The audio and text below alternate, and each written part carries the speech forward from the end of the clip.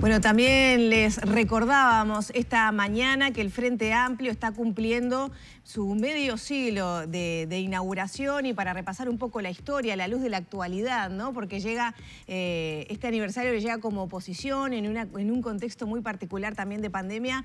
Bueno, es que vamos a recibir al presidente de Factum, a Óscar Botinelli. Muchas gracias por estos minutos con Arriba Gente. No, gracias a ustedes. Bueno, ¿qué análisis se puede hacer de este medio siglo de vida del Frente Amplio? ¿Cuánto ha cambiado desde el inicio, pasando por el gobierno hasta ahora ser oposición? Primero, lo que me asustó un poco estar hablando un medio siglo, cuando yo en ese momento yo era un periodista y con varios años de actividad. El tiempo pasa para todo el mundo. Bueno, no, claramente el Frente Amplio hay que ver varias etapas, ¿no? La que estamos viviendo hoy es una etapa totalmente distinta y original, que es ser oposición después de haber sido gobierno. Antes tuvo dos grandes ciclos: el ciclo de su nacimiento hasta la llegada al gobierno, es decir, un ciclo opositor con distintos periodos, y luego los 15 años de gobierno, ¿no? Entonces, esto es una realidad completamente distinta. En los 34 años de oposición, desde su creación, nunca tuvo que discutir lo que había hecho o dejado de hacer, sino era lo que había que hacer solamente. Eso es un cambio no menor. Dentro de los 34 años de oposición, también hay que marcar que, bueno, uno, el nacimiento es un momento muy especial del país. El país estaba en un momento muy convulsionado, con medidas prontas de seguridad, después ya vino la suspensión de garantías, estado de guerra, que de un país tenso, dividido en términos extremos, digamos. Bueno, luego viene el largo periodo del régimen autoritario, lo cual para el Frente Amplio significó, para empezar, su líder 10 años en prisión, mucha gente en el exilio.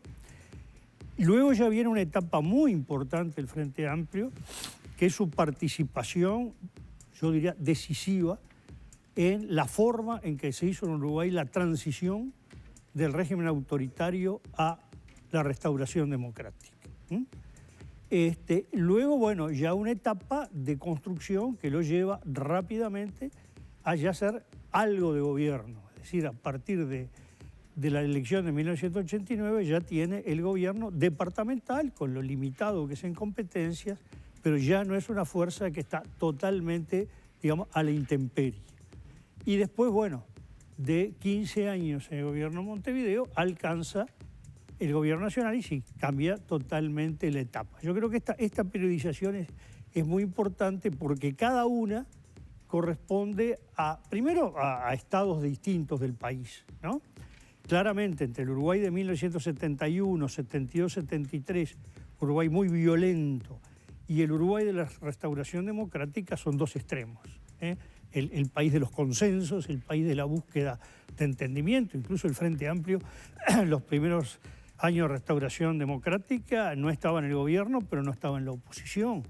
Semanalmente se reunían en la residencia Suárez, Sanguinetti, con Tarigo, que tenía el doble rol, que a mí me pareció muy interesante, de vicepresidente de la República, lo cual quiere decir cabeza del Parlamento y secretario general del Partido Colorado. Y Wilson Ferreira Aldunate, Líber Seregni, y por la Unión Cívica Humberto Siganda, ¿no?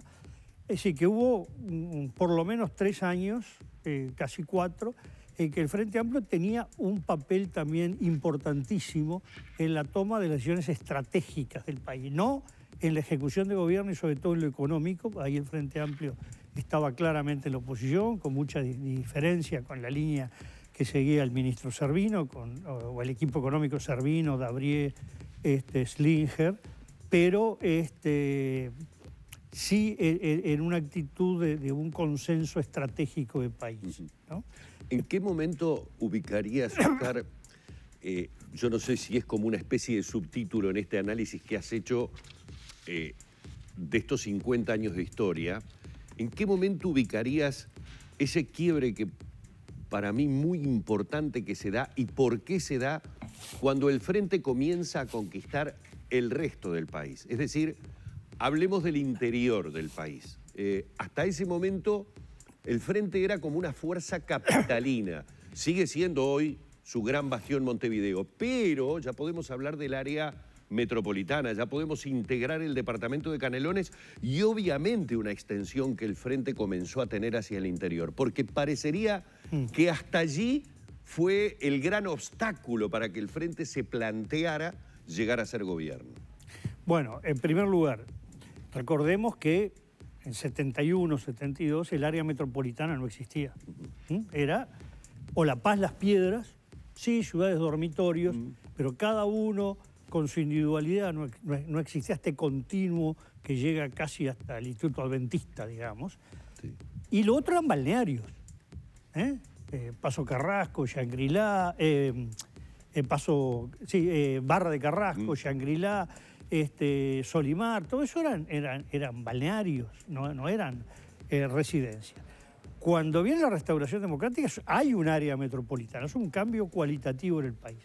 Hoy el Frente Amplio tiene su dominio, digamos, en Montevideo y Canelones, es decir, porque se extendió la metropolización del país. Yo diría que es muy lento el pase del Frente Amplio de una fuerza metropolitana a una fuerza nacional, y uno diría que, mirado sobre todo electoralmente, es la elección del 94 que se observa ya un Frente Amplio de fuerte presencia en el interior, cuando casi empata con los otros dos partidos. Fue la elección del triple empate, donde entre el Partido Colorado primero y el Frente Amplio tercero hay 1,7% de diferencia, ¿no? Y en medio estuvo el Partido Nacional. Es decir, una elección que en otro país da lugar a estallidos revolucionarios, ¿no? Sí. Estallidos violentos. Bueno, ahí ya el Frente Amplio exhibe una llegada al interior del país. Yo creo que hay muchas causas, sin ninguna duda. Hay, los fenómenos políticos hay que analizarlos siempre donde hay fenómenos de muchas partes. Es notorio que los partidos tradicionales, se ve electoralmente en 1971 a 2004, van sufriendo una erosión, un desgaste que es paralelo al crecimiento de la izquierda. El Frente Amplio, en un momento Frente Amplio más Nuevo Espacio, después de vuelta todo unificado.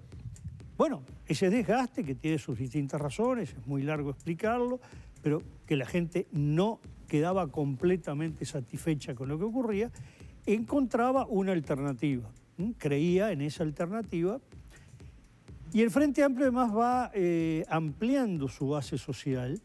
Un Frente Amplio que cuando se funda está muy centrado en una clase media donde es muy fuerte el tipo de profesional, de empresas o empresarios más ligados a cosas técnicas, a cosas profesionales, y lo obrero en un país fabril.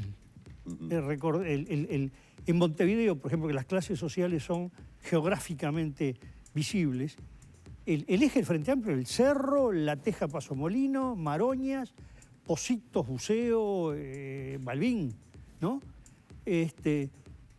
Después, lo vemos claramente en el 94, el Frente empieza a llegar. Por ejemplo, el eje de Cuchilla Grande, de la calle Belloni, de la avenida Belloni, toda esa zona, el Frente Amplio apenas llegó en el 89 al 22%. Hoy, hasta el 2014 tenía un peso muy fuerte. Después lo pierde. Sí. Pero llega a ese sector que se puede llamar por debajo del trabajador formal, de vidas más vulnerables, incluso con situaciones habitacionales complicadas. Ese sector, que era un sector claramente pachequista, colorado, es cuando penetra el Frente Amplio. En Montevideo primero fue tenuemente la figura de Vázquez, del doctor. Recordemos que son sectores vulnerables, con poca capacidad de organización, de autodefensa, que son los que necesitan un gran protector. Puede ser el Estado, puede ser una institución, puede ser un gran líder, un gran caudillo, lo era Pacheco, por ejemplo, y lo fue Mujica. Bueno, ahí viene también un primer agujero. Resulta que cuando viene un poco la desilusión con el Frente Amplio y en parte con Mujica, le aparece otro protector, que es Manini. Claro. Y por eso Manini fue tan importante. Así como la desilusión en las capas medias, digamos, para ubicarlo geográficamente y no entrar en discusiones teóricas de qué es, bueno, la costa de Montevideo, yo qué sé, del Parque Rodó al Arroyo Carrasco, y yo qué sé, de Avenida Italia un poquito más, un poquito menos al sur. Bueno, ahí apareció sobre todo gente joven o media joven, muy entusiasmada, con un candidato que el perfil que recibió esa gente, no discuto que sus ideas verdaderas o no, podía ser el de Astori 10 años antes, que fue Talvi. Y un poco esos dos agujeros fueron decisivos, que se nota entre octubre y el balotaje. El Frente Amplio más Unidad Popular, lo que es la izquierda, es el 40%, el balotaje es el 47%. Y ese 47%, grosso modo, es 1 de cada 4 colorados y 1 de cada 4 cabildantes en 2 niveles sociales distintos. Ahí fue la falla de la falta de figuras de renovación que hemos hablado en otras oportunidades. Yo soy de los que busca elementos estructurales. Creo que las figuras reflejan situaciones estructurales, pero no son en sí mismas convocantes porque canten lindo, porque salten en el escenario. Es decir, lo que hubo es desilusiones. La clase media, sobre todo esa clase media independiente que trabaja por sí mismo, o la clase media de trabajos calificados, se fue desilusionando. No digo que fue la causa, pero el elemento que empieza es la reforma tributaria. Y es un desgrane, tanto que una cosa que ocultó los resultados buenos, aunque con pequeña pérdida del frente del 9 y del 14, es que la caída de la clase media fue mucho mayor que la que apareció en votos globales, porque el frente siguió creciendo en los niveles bajos y en los niveles de trabajadores, de asalariados.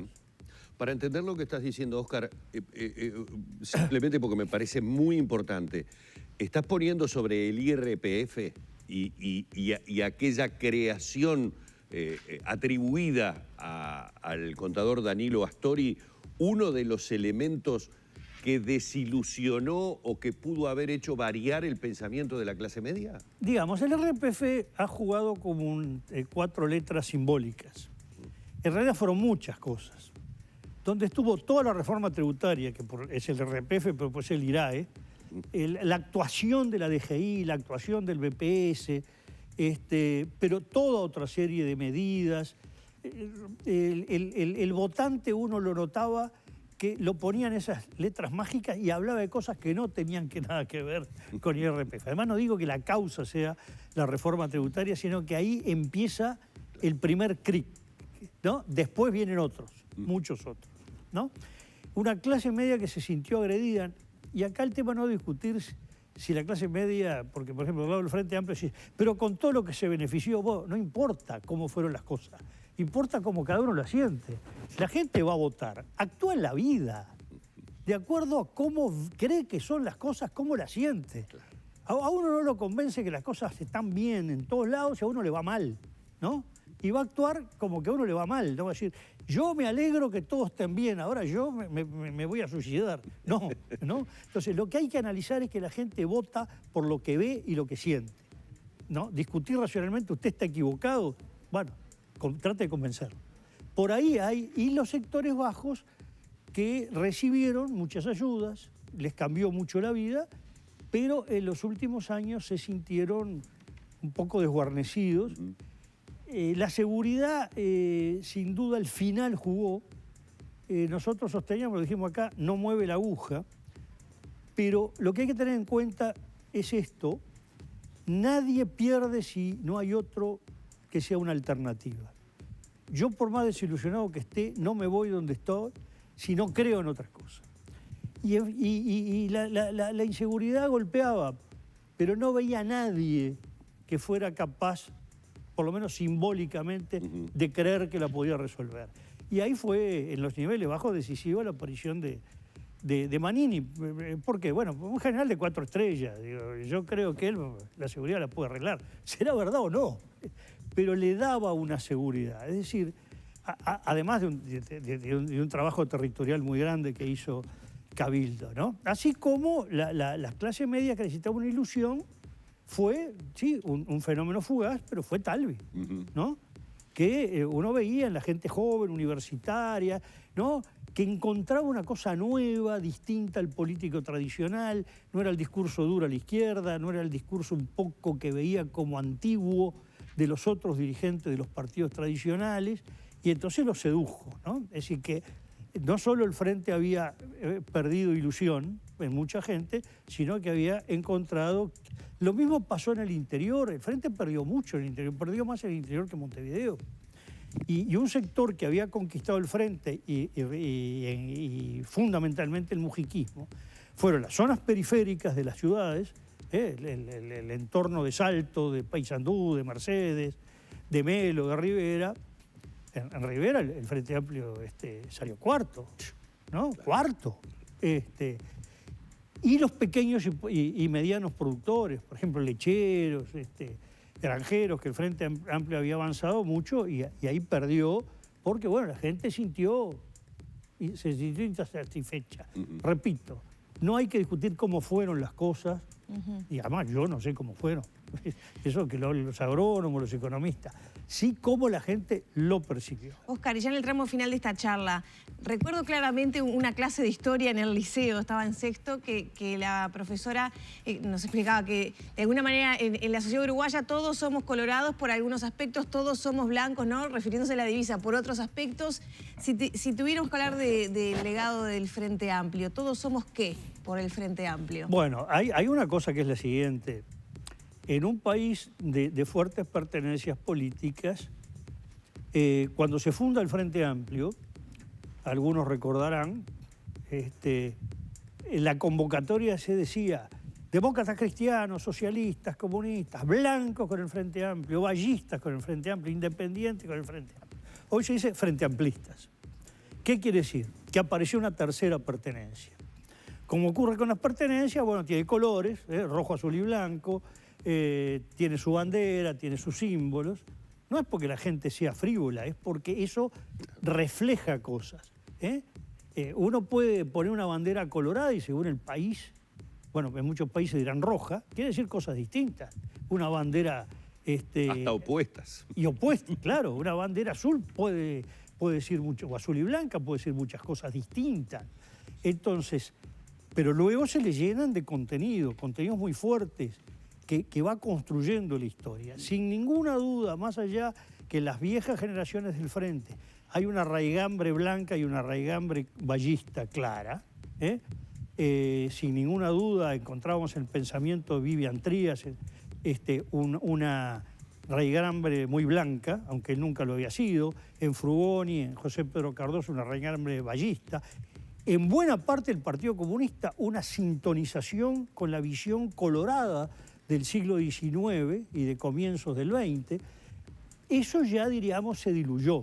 Hoy nació una pertenencia, yo ubico el nacimiento en la etapa final del periodo autoritario, que ahí es cuando empieza a surgir el Frente Amplismo. Cuando viene la elección del 84, ya el año de la elección restauradora, digamos, el Frente Amplio existía como una identidad política similar, con mucho menos antigüedad, que a la blanca y la colorada. 50 años, hoy no hay ningún partido, por ejemplo, en Italia ni en Francia con esa antigüedad. Sin embargo, por Uruguay, donde los otros dos grandes partidos tienen casi 2 siglos, parece, bueno, es nuevo. Bueno, la aparición de un partido importante como Cabildo hace que ya sea no tan nuevo, bueno, pero medio siglo, ¿no? Genera mucha identidad, pertenencia y arraigo, como, bueno, históricamente fue la base de este país con blancos y colorados, ¿no? Oscar, muchísimas gracias. No, gracias. Obviamente que 50 años en la historia política del Uruguay, haciendo historia como hizo el Frente Amplio, viniendo a romper un bipartidismo absolutamente ancestral que traía desde el nacimiento de su vida política el Uruguay, daría para un análisis mucho más profundo y para una charla mucho más extensa. El agradecimiento por estos minutos. No, muchas gracias a ustedes. Muchas gracias. Con gran gusto.